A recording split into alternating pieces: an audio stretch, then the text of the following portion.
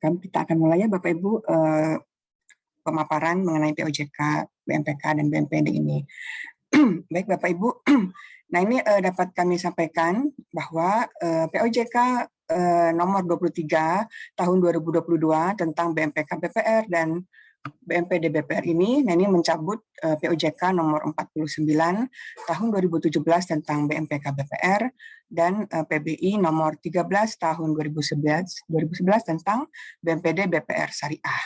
Nah, adapun rasional dan latar belakang dari penyempurnaan ketentuan ini, yang pertama dalam rangka keselarasan Bapak Ibu ya dengan kebijakan pengaturan dengan pendekatan yang berbasis prinsipal, kemudian juga sejalan dengan penerapan manajemen risiko Bapak Ibu ya yang sudah diterapkan untuk BPR dan juga BPRS, maka penyempurnaan ini juga memperhatikan ketentuan tersebut ya, sehingga kalau semula kita lebih menekankan pada mendukung prinsip kehati-hatian, maka dengan POJK ini dalam rangka penyediaan dana, penyaluran dana ini juga kita menekankan pada pengelolaan risiko, di mana ini salah satunya melalui pengelolaan konsentrasi penyediaan dana BPR dan penyaluran dana BPRS kepada individual dan kelompok. Kemudian juga, nah ini Bapak Ibu, penyempurnaan POJK ini ya, ketentuan mengenai BMPK BPR dan BMPD BPRS ini juga dalam rangka kita memenuhi masukan dari industri, dari Bapak Ibu juga terkait diperlukannya alternatif solusi kebutuhan pendanaan kepada BPR BPRS yang mengalami permasalahan likuiditas yang saat ini diatur sementara sebagai pengecualian BMPK BPR dan BMPD BPRS dalam ketentuan stimulus ya, yang saat ini diatur sementara di ketentuan stimulus dan akan berakhir di Maret ya 2023 ini, dengan memberikan batas maksimal pemberian dana paling tinggi 30% dari modal BPR BPRS. Kemudian juga penyempurnaan POJK ini juga dalam rangka menyelaraskan dengan ketentuan terkini antara lain mengenai penilaian tingkat kesehatan yang baru terbit tahun ini ya Bapak Ibu, dan juga mengenai pelaporan secara daring melalui Apollo BPR BPRS, di mana ini sudah terbit sejak tahun 2019 dan sudah berjalan saat ini bahwa laporan BMPK bergabung dalam laporan bulanan. Nah ini kita di POJK ini kita sesuaikan rumusannya sehingga sejalan dengan ketentuan pelaporan BPR BPRS. Nah ini dengan melalui penyempurnaan POJK diharapkan dapat mendorong industri BPR BPRS menjadi resilient, harmonis dengan arah kebijakan dan ketentuan terkini serta mampu tumbuh secara berkelanjutan. Bapak Ibu, adapun POJK BMPK BPR dan BMPD BPRS ini pokok-pokok pengaturannya pada prinsipnya sama dengan POJK yang ketentuan yang sekarang berlaku Bapak Ibu ya. Namun ada beberapa penyempurnaan, tapi secara pokok pengaturannya sama, yaitu terdiri dari dasar perhitungan BMPK, BMPD, lalu BMPK dan BMPD kepada pihak terkait, BMPK dan BMPD kepada pihak tidak terkait, lalu pelampauan BMPK dan BMPD, penyelesaian pelanggaran BMPK dan BMPD, serta pelampauan BMPK dan BMPD, perlakuan BMPK dan BMPD tertentu, kemudian bagaimana tata cara penyampaian laporan BMPK BMPD serta koreksinya, dan ketentuan peralihan dan penutup. Ada 8 pokok pengaturan yang tertuang di dalam 37 pasal di dalam POJK. Nah, ini Bapak Ibu dimulai dengan bab 1, nanti kami akan bergantian memaparkan POJK-nya. Nah ini di dalam bab 1, Bapak Ibu, terkait definisi pihak terkait ya Bapak Ibu.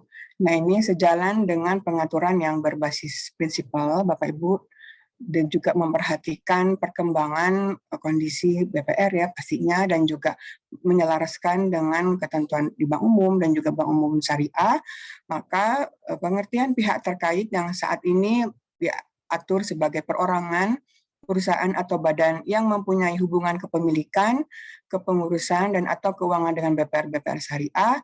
Nah ini disesuaikan dengan menambahkan adanya hubungan pengendalian, disesuaikan menjadi mempunyai hubungan pengendalian dengan BPR atau BPRS baik secara langsung maupun tidak langsung melalui hubungan kepemilikan, hubungan kepengurusan, dan atau hubungan keuangan.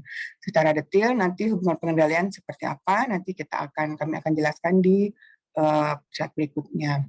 Nah, sejalan dengan penyesuaian definisi pihak terkait, maka dilakukan juga penyesuaian definisi pihak tidak terkait, ya Bapak Ibu, sehingga menjadi perorangan perusahaan atau badan yang tidak mempunyai hubungan pengendalian dengan BPR atau BPRS, baik secara langsung maupun tidak langsung, melalui hubungan kepemilikan, hubungan kepengurusan, dan atau hubungan keuangan.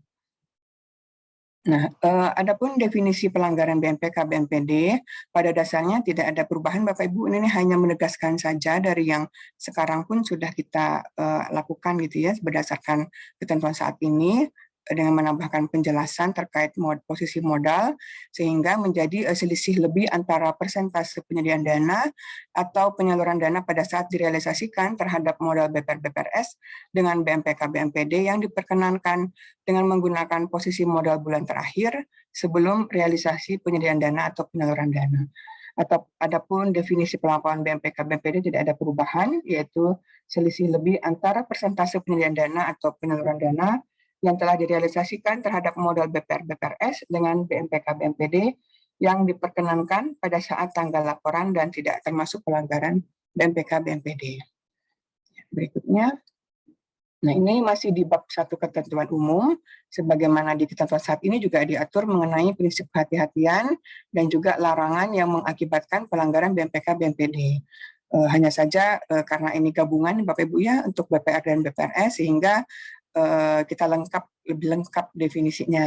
Jadi ada penyediaan dana kepada peminjam, nah ini istilah yang biasa kita gunakan untuk BPR, sedangkan penyaluran dana kepada nasabah penerima fasilitas, nah ini biasa istilah yang digunakan untuk BPR syariah gitu ya.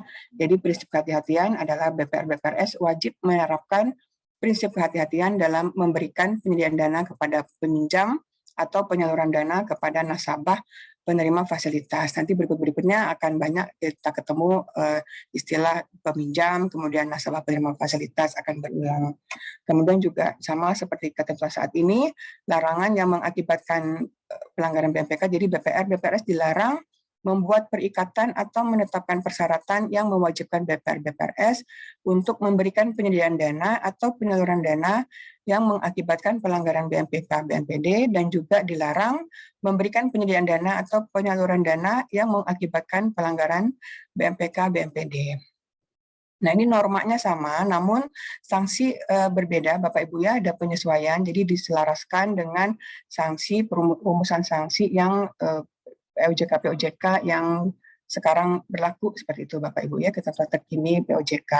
Jadi sanksinya nanti pengawas dapat lakukan secara bertahap ataupun dapat dilakukan langsung ke sanksi yang berikutnya dalam hal pelanggaran ternyata signifikan. Nah, ini untuk pelanggaran atas kehati-hatian dan ada pelanggaran BMPK BMPD, sanksinya yang dapat diberikan pengawas nanti adalah teguran tertulis, kemudian penurunan TKS, Bapak Ibu, ini juga penurunan TKS jika telah dikenai sanksi teguran tertulis dan tetap melanggar, atau jika belum dikenai sanksi teguran tertulis, namun berdasarkan penilaian OJK terdapat pelanggaran yang signifikan, sehingga perlu dikenai sanksi segera. Sanksi segera maksudnya tadi tanpa melalui teguran tertulis, maka perlu langsung ke penurunan TKS. Nah, kemudian berikutnya, larangan sebagai pihak utama sesuai POJK POKPU jika telah dikenai sanksi angka 1 teguran tertulis ataupun angka 2 penurunan TKS, namun tetap melanggar, atau jika belum dikenai sanksi ya teguran tertulis atau TKS, tapi dinilai signifikan oleh pengawas, maka dapat dikenai sanksi segera tadi PKPU tadi Bapak Ibu ya, dilakukan penilaian utama, pihak utama, larangan sebagai pihak utama sesuai POJK PKPU.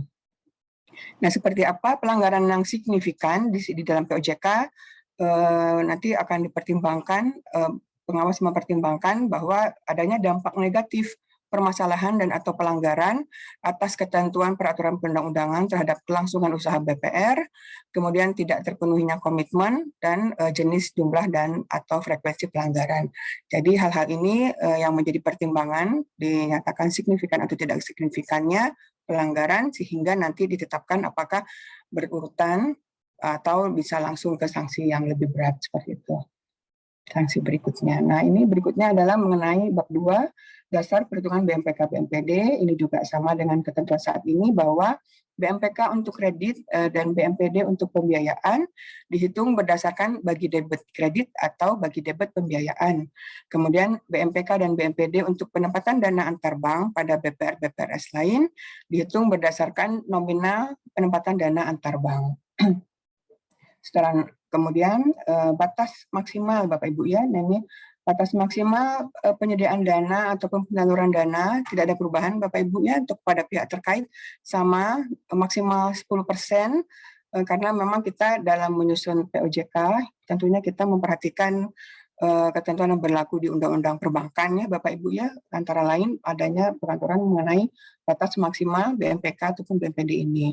Nah ini untuk pihak terkait tetap 10% dari modal BPR BPRS dan wajib memperoleh persetujuan dari 1 orang direksi dan 1 orang komisaris untuk penyediaan dana dalam bentuk kredit atau penyaluran dana dalam bentuk pembiayaan kepada pihak terkait.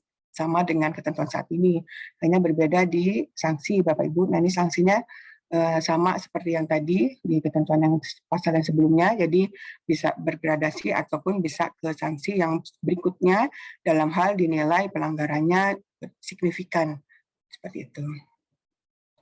Nah, kemudian berikutnya, ya, slide selanjutnya. Nah, ini Bapak Ibu tadi ya,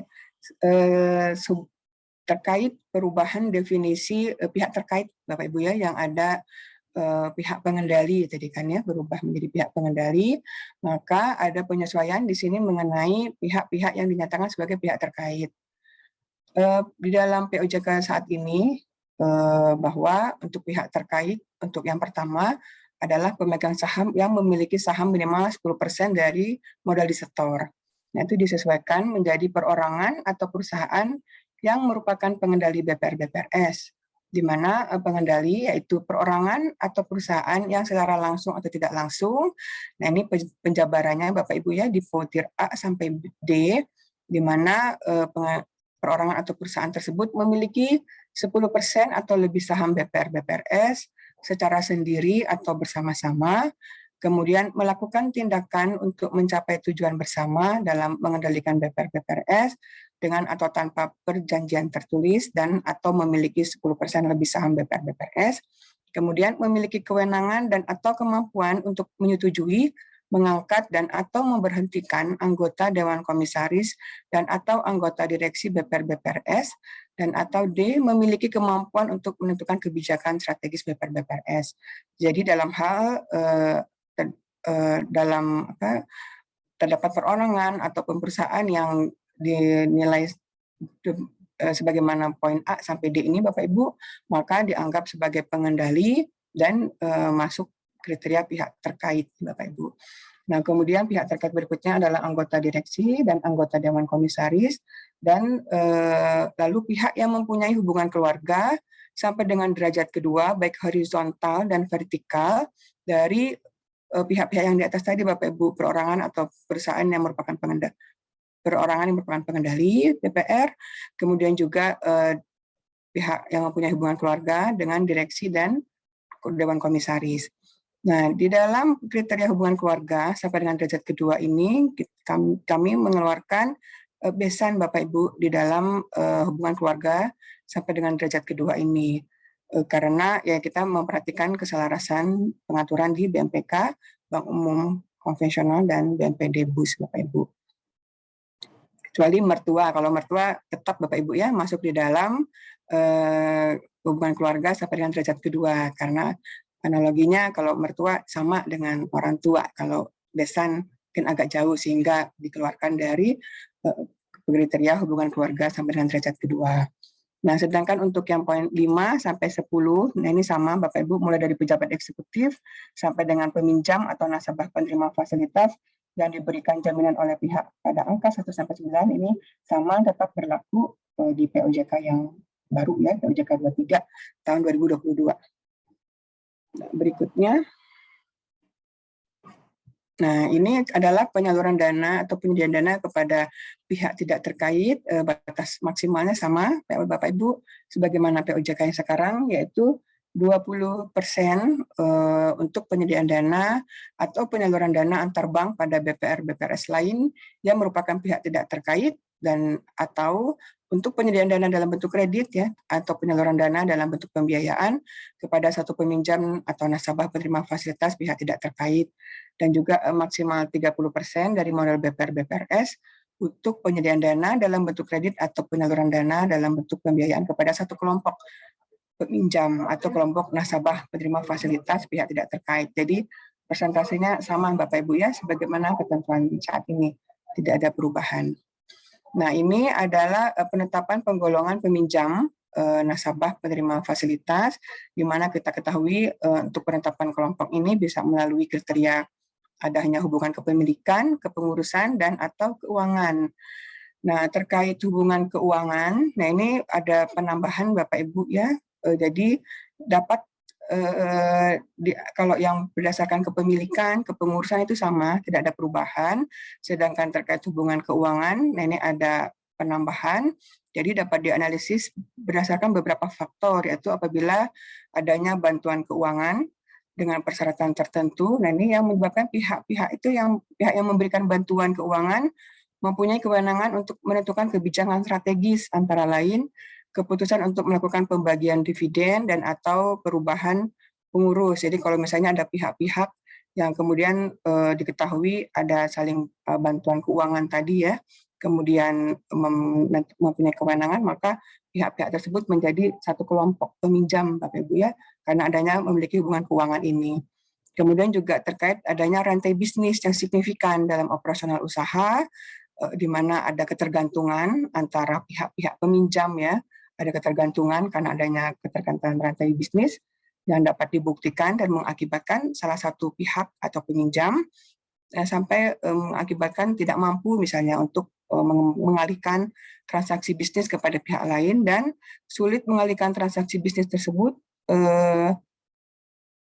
sulitnya pengalihan transaksi bisnis tersebut dapat menyebabkan cash flow ya, salah satu peminjam mengalami gangguan yang signifikan sehingga kesulitan untuk memenuhi kewajiban, jadi berdampak kepada pemenuhan kewajiban kepada BPR atas karena tadi adanya ketergantungan antara pihak-pihak tadi dari secara rantai bisnis ya, sehingga ini menjadi satu kelompok pihak-pihak tadi Bapak Ibu, dan dibatasi batas maksimal pemberian kreditnya menjadi 30%.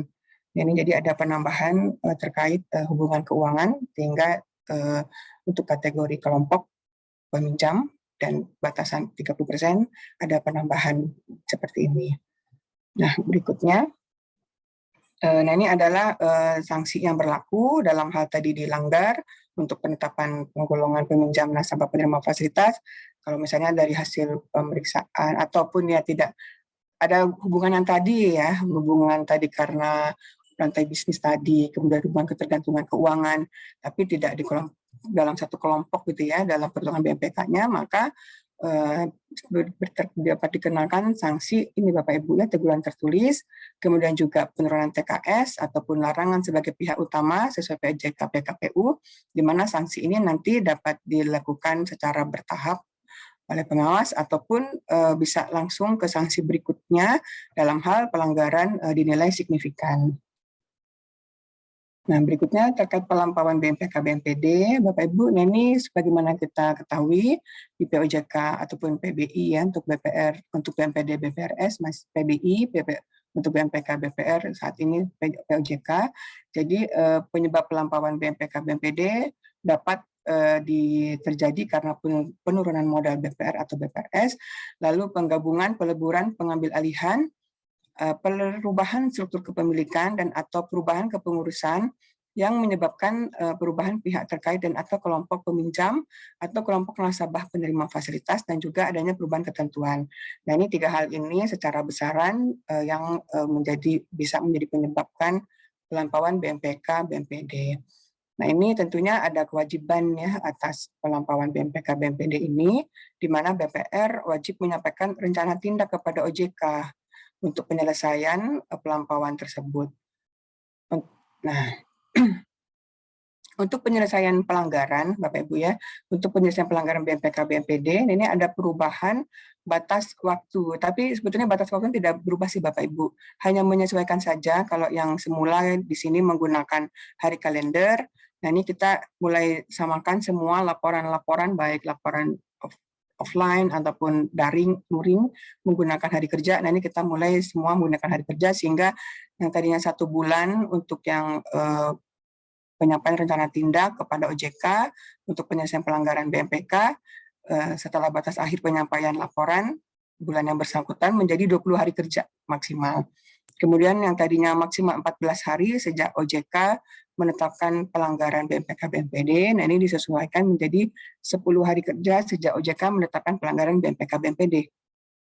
Sedangkan untuk pelampauan BMPK BMPD yang disebabkan oleh penurunan modal serta adanya penggabungan, pelaburan, pengambil alihan, perubahan struktur kepemilikan dan atau perubahan kepengurusan. Kalau yang saat ini maksimal 1 bulan setelah akhir bulan laporan, bulan yang bersangkutan maka menjadi 20 hari kerja. Jadi sama Bapak Ibu ya, tapi hari kerja. Kemudian untuk yang sejak OJK menetapkan pelampauan maka maksimal 14 hari dan di POJK ini menjadi hari kerja jadi 10 hari kerja. Sedangkan untuk pelampauan yang disebabkan oleh perubahan ketentuan, nah ini maksimal 3 bulan sejak berlakunya perubahan ketentuan. Jadi tidak ada perubahan untuk yang disebabkan oleh perubahan ketentuan karena menggunakan bulan, jadi tidak kita sesuaikan. Dan berikutnya, nah ini Bapak Ibu, untuk target waktu penyelesaian rencana tindak ada penyesuaian Bapak Ibu ya, batas waktunya ada penambahan karena kita selaraskan dengan ketentuan yang berlaku di Bank Umum juga.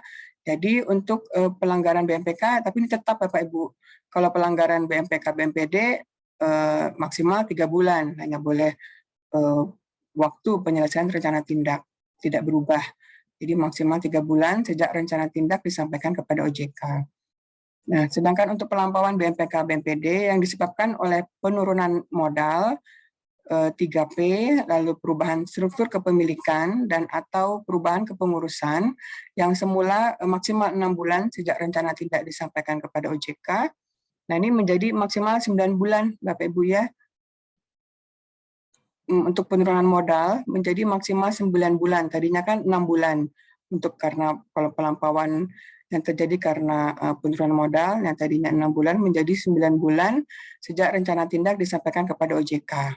Untuk yang pelampauan BMPK, BMPD yang dikarenakan 3P, kemudian perubahan struktur kepemilikan dan atau perubahan kepengurusan yang saat ini batas waktunya 6 bulan. Nah ini ditambah Bapak Ibu waktunya menjadi maksimal 12 bulan sejak rencana tindak disampaikan kepada OJK.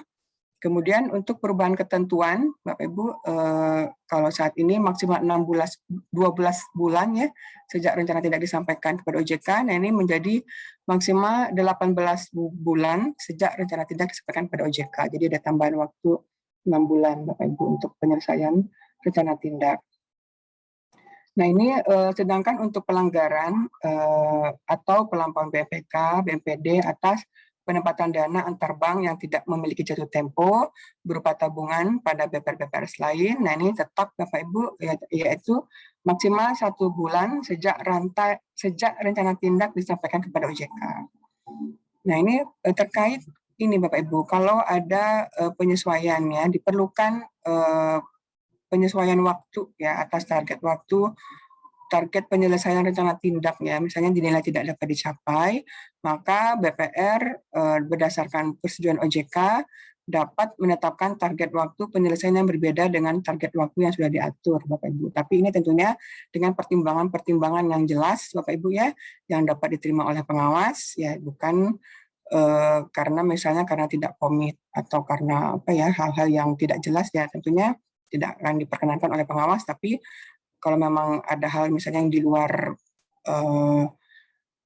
misalnya karena masalah perekonomian atau apa, misalnya yang di luar prediksi sebelumnya yang memang jelas-jelas tidak diperkirakan misalnya, sehingga diperlukan penyesuaian atas rencana tindak, maka dapat diajukan kepada OJK, kepada pengawas, dan kemudian akan dinilai oleh pengawas apakah dapat disetujui untuk dilakukan penyesuaian jangka waktu dari rencana tindak.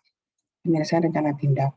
Nah, jika jangka waktu penyediaan dana atau penyaluran dana sampai dengan jatuh tempo lebih pendek daripada target waktu penyelesaian, maka target waktu penyelesaian paling lama sampai dengan penyediaan dana atau penyaluran dana jatuh tempo. Berikutnya, nah ini adalah sanksi dalam hal ada pelanggaran atas kewajiban penyampaian dan pelaksanaan rencana tindak. Jadi tidak semuanya juga tadi, kalau yang tadi beberapa sanksi tadi ada yang bergradasi, ada yang kemudian bisa langsung ke sanksi berikutnya. Nah, untuk yang ini sanksinya adalah teguran tertulis, lalu juga penurunan TKS dan atau penghentian sementara sebagian kegiatan operasional jika telah dikenai sanksi teguran tertulis dan tetap melanggar, dan juga larangan sebagai pihak utama sesuai dengan PUJK KPU jika telah dikenai sanksi teguran tertulis atau penurunan TKS namun tetap melanggar. Ini sanksi apabila melanggar kewajiban penyampaian dan pelaksanaan rencana tindak.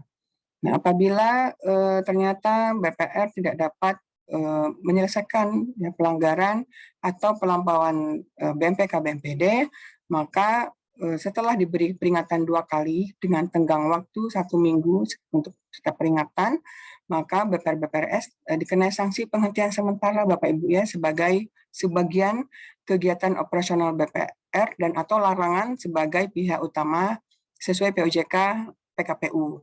Kemudian juga dapat dikenai perintah tertulis terhadap anggota direksi, dewan komisaris, pemegang saham, maupun pihak terafiliasi lainnya sesuai OJK.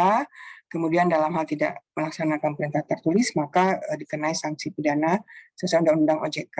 Nah, jadi berbeda dari yang sebelumnya, kita belum ada perintah tertulis, Bapak Ibu ya. Kemudian sanksi pidananya juga masih berdasarkan Undang-Undang Perbankan. Nah, ini di PUJK yang baru sudah berdasarkan Undang-Undang OJK, sanksi pidana dan melalui perintah tertulis, Bapak Ibu, sebagaimana PUJK perintah tertulis yang baru terbit juga tahun ini.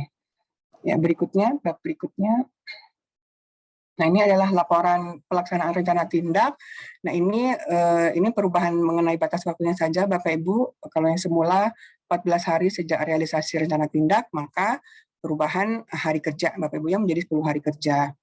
Kemudian, nah ini sanksi apabila melanggar kewajiban penyampaian laporan rencana tindak, maka sanksinya dapat dilakukan bergradasi ya, oleh pengawas nanti bertahap ataupun langsung ke sanksi yang berikutnya kalau dinilai signifikan pelanggarannya, dimulai dari teguran tertulis, penurunan TKS, ataupun larangan sebagai pihak utama sesuai PUJK PKPU.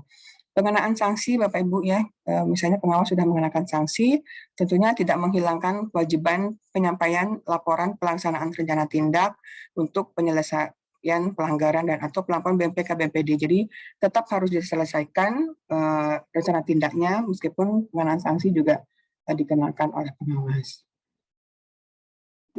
Nah, ini berikutnya akan dilanjutkan oleh Mbak Triwidya mengenai pengecualian BMPK, perhitungan BMPK BMPD dan sampai penutupnya. Ya, silakan Mbak Triwidya. Baik, terima kasih Bu Erna. Mohon izin apa suara saya terdengar, Bu? Iya, jelas. Selamat siang Bapak Ibu dari Asosiasi DPR, BPRS. Selamat siang juga kepada Bapak Ibu dari Bank Indonesia dan LPS. Kemudian selamat siang kepada Bapak Ibu dari industri BPR dan BPRS. Izin saya melanjutkan paparan yang telah disampaikan Bu Erna tadi. Selanjutnya untuk bab yang ke-7 terkait perlakuan BMPK dan BMPD tertentu, ini judul babnya pada umumnya kita biasa menyebut pengecualian ya Bapak Ibu ya.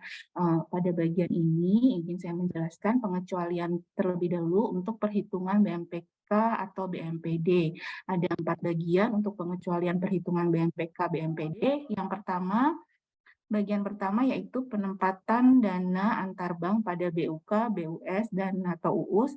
Di sini tidak ada perubahan ya Bapak Ibu, masih sama seperti POJK BMPK yang existing. Selanjutnya pada bagian kedua, bagian penyediaan dana atau penyaluran dana yang dijamin oleh butir pertama A, agunan dalam bentuk agunan tunai berupa deposito atau tabungan di BPR, BPRS. B, emas dan atau logam mulia, dan atau C, sertifikat Bank Indonesia. Persyaratan pengecualian untuk angka kedua, yaitu agunan diblokir dan dilengkapi dengan surat kuasa pencairan atau penjualan yang tidak dapat dibatalkan dari pemilik agunan untuk keuntungan BPR, BPRS, penerima agunan, termasuk pencairan atau penjualan sebagian untuk membayar tunggakan angsuran pokok atau bunga BPR atau tunggakan angsuran pokok margin bagi hasil atau ujroh dari BPRS. Poin B, persyaratan keduanya, jangka waktu pemblokiran minimal sama dengan jangka waktu penyediaan dana atau penyaluran dana. Dan butir ketiga yaitu agunan disimpan atau ditata usahakan pada BPR atau BPRS yang bersangkutan. Bagian ini juga tidak ada perubahan Bapak Ibu sekalian, jadi masih tetap sama. Selanjutnya untuk bagian ketiga. Bagian ketiga untuk pengecualian perhitungan BMPK BNPD yaitu bagian penyediaan dana atau penyaluran dana yang dijamin oleh pemerintah secara langsung maupun melalui BUMN atau BUMD sesuai ketentuan. Untuk bagian ini tidak ada perubahan yang signifikan, hanya kami menampung aspirasi dari waktu penyusunan POJK BMPD BUS, di mana jangka waktu kita sesuaikan sesuai dengan dokumen jaminan, di mana untuk kemungkinan pencairan paling lambat 7 hari kerja sejak klaim sepertinya tidak dimungkinkan, sehingga kita sesuaikan jangka waktu pencairan sesuai dengan dokumen jaminan dan tidak dapat dijaminkan kembali ya Bapak Ibu. Untuk bagian keempat, bagian penempatan dana antar bank pada BPR atau BPRS lain yang memenuhi persyaratan tertentu. Pada bagian ini terdapat pengecualian disesuaikan menjadi terdapat kesepakatan antara BPR atau BPRS yang melakukan penempatan dana antar bank dan BPR atau BPRS lain yang menerima penempatan dana antar bank melalui skema kerjasama antar BPR atau BPR lain sebagai lembaga pengayom atau lembaga yang mendukung fungsi menjalankan skema kerjasama antara lain dengan membantu BPR, BPRS dalam mengatasi kesulitan likuiditas. Yang kedua, disesuaikan menjadi untuk menanggulangi kesulitan likuiditas BPR, BPRS. Selanjutnya, pengecualian yang kedua yaitu pengecualian kelompok peminjam untuk pola kemitraan inti plasma dan PHBK. Untuk pengecualian kelompok peminjam pola kemitraan inti plasma tidak ada persyaratan yang berubah, masih sesuai dengan memenuhi persyaratan. Ada 4 butir, yaitu perusahaan inti bukan merupakan pihak terkait dengan BPR atau BPRS. Butir kedua, perusahaan plasma bukan merupakan anak perusahaan atau cabang yang dimiliki, dikuasai, atau berafiliasi dengan perusahaan inti. Butir C, perusahaan plasma memproduksi komponen yang diperlukan perusahaan inti sebagai bagian dari produksi perusahaan inti. Dan terakhir, butir D, perjanjian kredit atau pembiayaan dengan perusahaan plasma dilakukan oleh BPR atau BPRS secara langsung dengan perusahaan plasma. Tidak ada perubahan ya Bapak Ibu untuk kelompok peminjam pola kemitraan inti plasma. Sedangkan untuk pengecualian kelompok peminjam untuk PHBK, ini kita hapuskan di POJK 23 2022. Mengapa dihapus? Karena sesuai progres yang kita ketahui, program pola PHBK ini sudah tidak berlangsung, sehingga kami sesuaikan dengan pengkinian yang terakhir, sehingga untuk POJK 23, pola PHBK ini kami keluarkan dari pengecualian kelompok peminjam. Selanjutnya, pengecualian BMPK pihak terkait dalam rangka kesejahteraan.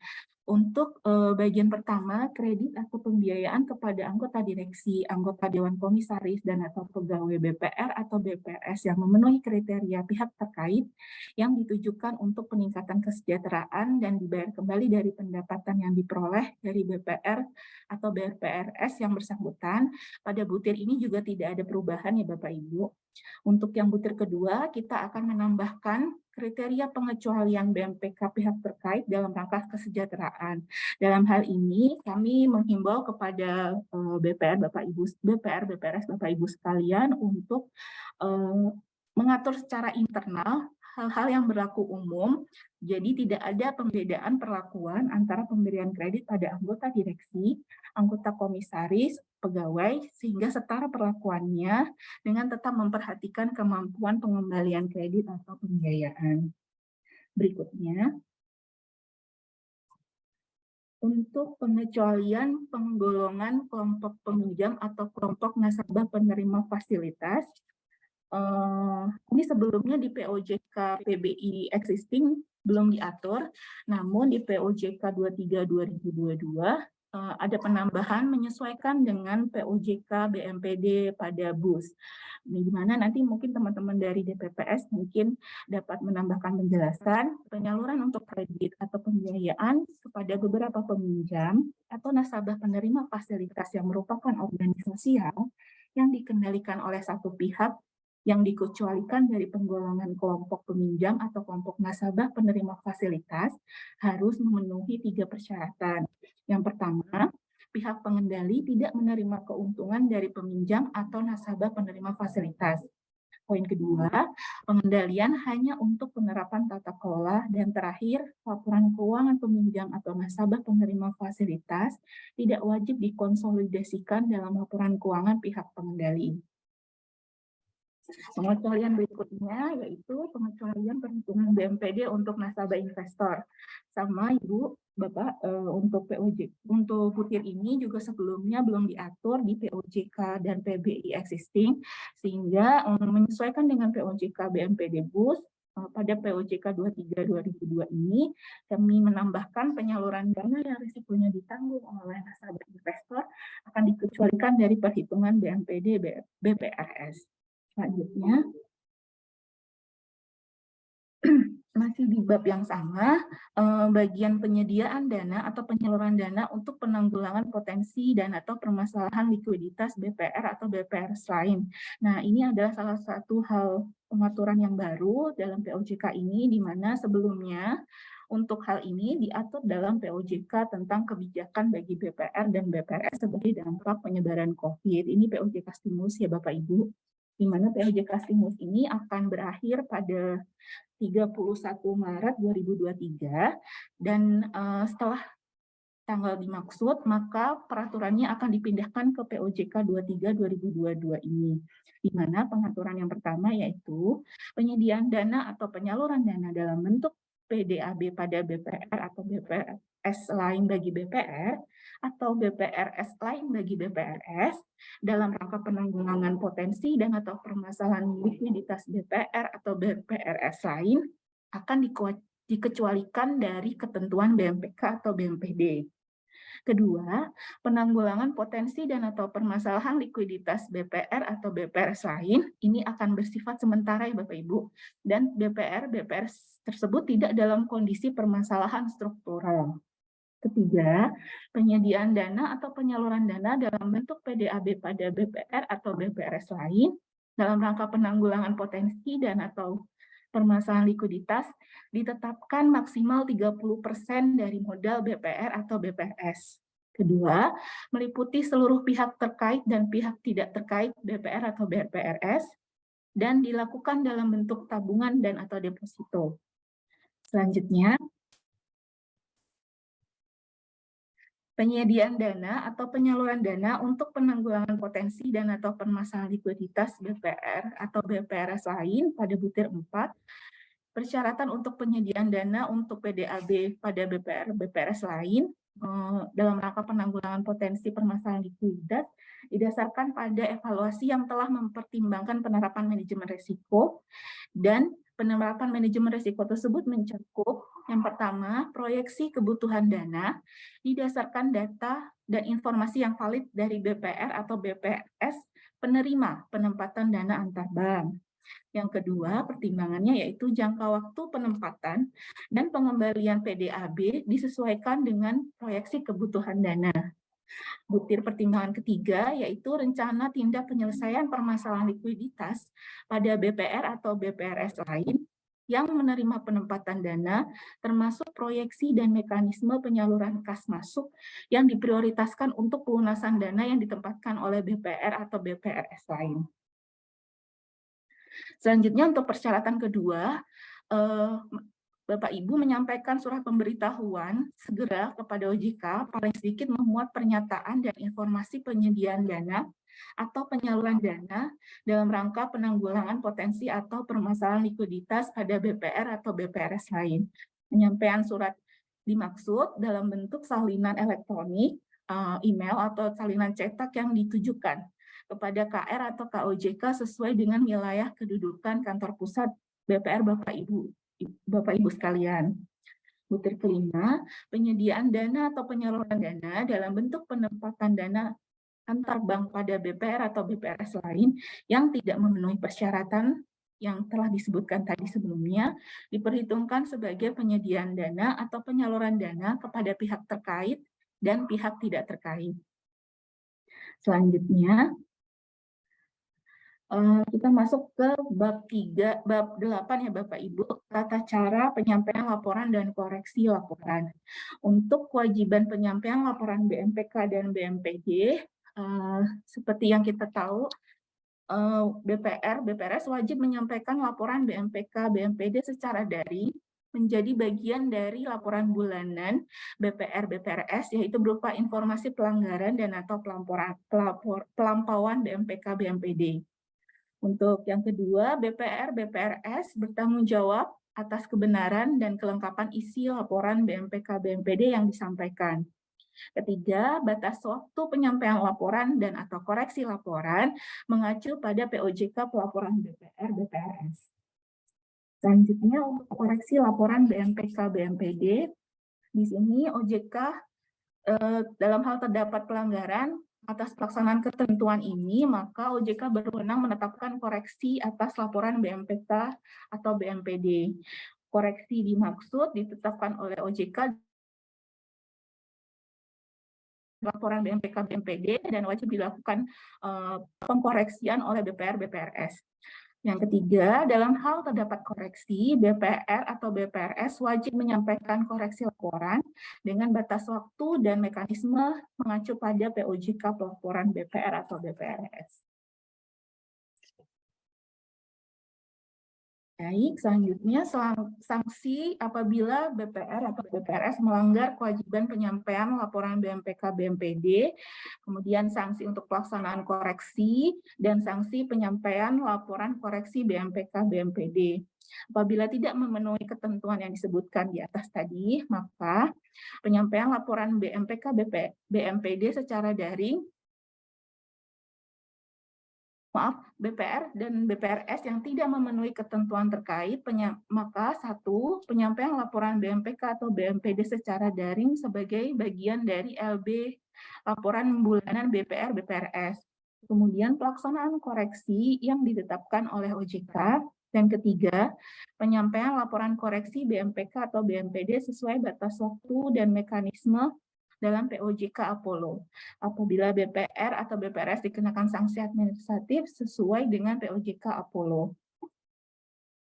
Selanjutnya, untuk sanksi melanggar kewajiban penyelesaian pelanggaran dan atau pelampauan BMPK, BMPD sesuai koreksi OJK, maka bagi BPR atau BPRS yang tidak melaksanakan langkah penyelesaian atas pelanggaran atau pelampauan BMPK atau BMPD, BPR atau BPRS sesuai dengan koreksi OJK, maka setelah diberi peringatan 2 kali dengan tenggang waktu 1 minggu setiap peringatan, maka BPR atau BPRS akan dikenakan sanksi. Yang pertama, larangan sebagai pihak utama sesuai POJK PKPU, dan atau sanksi penghentian sementara sebagian kegiatan operasional.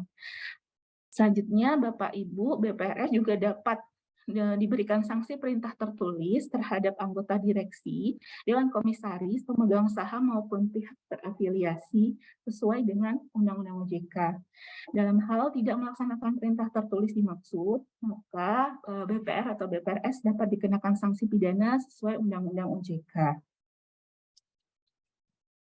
Baik, untuk bab 9 dan bab 10, ketentuan peralihan dan ketentuan penutup, izin saya sampaikan untuk ketentuan peralihan, seluruh peminjam BPR dan nasabah penerima fasilitas BPR yang telah ada sebelum POJK berlaku dan masuk dalam kriteria pihak terkait pada pasal 8, untuk perorangan atau perusahaan yang merupakan pengendali BPR atau BPRS diperhitungkan sebagai pihak terkait sebagaimana POJK, BMPK, BPR, dan BMPD, BPRS. Pengaturan lebih lanjut, ketentuan lebih lanjut mengenai perhitungan BMPK, BMPD, perorangan atau perusahaan yang memiliki kriteria pengendali yang merupakan pihak terkait dan perhitungan penyediaan dana atau penyaluran dana dalam bentuk PDAB dalam rangka penanggulangan potensi dan atau permasalahan likuiditas pada BPR dan BPRS lain ditetapkan nanti dalam SEOJK, insya Allah akan terbit tahun depan. Tuan penutup, pada saat POJK ini berlaku, maka PBI BMPD BPRS dan POJK BMPK BPR akan dicabut dan dinyatakan tidak berlaku. Dua, ketentuan mengenai penyediaan dana atau penyaluran dana dalam rangka penanggulangan potensi dan atau permasalahan likuiditas BPR atau BPRS lain akan mulai berlaku tanggal 1 April 2023, menunggu POJK yang stimulus berakhir di 31 Maret 2023. Terakhir, POJK ini mulai berlaku 3 bulan sejak POJK ini diundangkan, yaitu kemarin 23 November 2022, maka akan berlaku pada 23 Februari 2023. Demikian Bu Erna yang dapat saya sampaikan. Ya, terima kasih Mbak Widya. Demikian Bapak Ibu pokok-pokok pengaturan POJK BMPK, BMPD BPRS. Sedikit saya tambahkan Bapak Ibu ya. Ini dengan adanya POJK-nya kan mulai berlaku 3 bulan sejak POJK diundangkan, yaitu 23 Februari 2023. Nah, ini ada ketentuan peralihan ya Bapak Ibu ya. Ketentuan peralihan ini bahwa seluruh peminjam BPR dan nasabah penerima fasilitas BPRS yang telah ada sebelum POJK berlaku dan masuk dalam kriteria pihak terkait ya, merupakan pengendali BPR atau BPRS diperuntukkan sebagai pihak terkait sebagaimana POJK, BMPK, BPR, dan BMPD BPRS. Ini tadi kebetulan ada pertanyaan di Q&A ya, sehingga Bapak Ibu ada waktu Bapak Ibu ya sampai dengan ini kan 23 Februari 2023, kemudian nanti ada waktu untuk mengidentifikasi Bapak Ibu pihak-pihak terkait yang muncul ya, yang baru karena tadi ada perubahan definisi dengan menambahkan pengendali. Jadi nanti dilaporkan di dalam laporan bulanan BPR Bapak Ibu pihak-pihak terkaitnya, jadinya ada tambah kalau misalnya ada pihak-pihak yang saat ini tidak masuk sebagai kriteria pihak terkait, tapi karena ada penyesuaian tadi definisi pihak terkait ya dengan menambahkan pengendali ya, disesuaikan menjadi pengendali. Jadi nanti di laporan bulanan BPR Bapak Ibu dilaporkan penambahan kriteria pihak terkait ya, nanti mulai 23 Februari 2023. Nah ini berikutnya mungkin dari Mas Gunawan, ada tambahan Mas Gunawan khususnya terkait untuk BPR Syariah, silakan Mas Gunawan. Ya, baik. Terima kasih Bu Erna, yang saya hormati Bu Ani, Bu Erna, Bapak Ibu sekalian, peserta sosialisasi BMPK BPR dan BMPD BPRS. Mungkin bagi teman-teman BPRS, ini sekali lagi satu ketentuan yang kita menggabungkan ketentuan yang berlaku untuk BPRS dengan ketentuan BPR. Jadi memang arah pengaturan dari OJK sektor perbankan memang untuk pengaturan yang sifatnya isu prudensial itu akan diberikan level playing field yang sama sehingga jangan sampai terjadi arbitrase ketentuan antara industri BPR dan industri BPRS karena sebenarnya itu satu level yang sama. Tapi untuk keunikan syariah, sebagaimana tadi juga ada 2 pengaturan yang itu merupakan keunikan dari industri BPRS, itu tetap difasilitasi. Terbukti dengan tadi ada pengecualian yang pertama mungkin yang lebih sederhana adalah pengecualian perhitungan BMPD untuk nasabah investor. Jadi kalau kita bicara nasabah investor, memang itu hanya ada di bank syariah, baik yang bank umum, syariah maupun yang di BPRS, di mana ada satu akad sebenarnya yang bisa dioptimalkan, tapi ini jadi satu tantangan juga bagi teman-teman BPRS, apakah mampu untuk mengimplementasikan produk yang namanya mudoroba muqayyada profit sharing. Jadi apabila Bapak Ibu sekalian dari BPRS itu mampu menghimpun dana dengan akad mudoroba muqayyada profit sharing, maka penggunaan dana tersebut gitu ya, ketika disalurkan untuk pembiayaan ya, maka pembiayaan itu akan dikecualikan dari BMPD. Kenapa dikecualikan dari BMPD? Karena resikonya itu sudah diabsorb oleh investornya. Jadi BPRS-nya tinggal istilahnya ya hanya mengadministrasikan saja apabila terjadi kerugian dari sisi pembiayaannya, dari sisi asetnya, maka kerugian itu akan diabsorb oleh investornya atau nasabah investor. Itu mungkin yang pertama, mungkin kalau boleh bantu menyajikan lagi di slide 20, biar istilahnya kita teman-teman Tayangannya Pak nggak harus Jeka.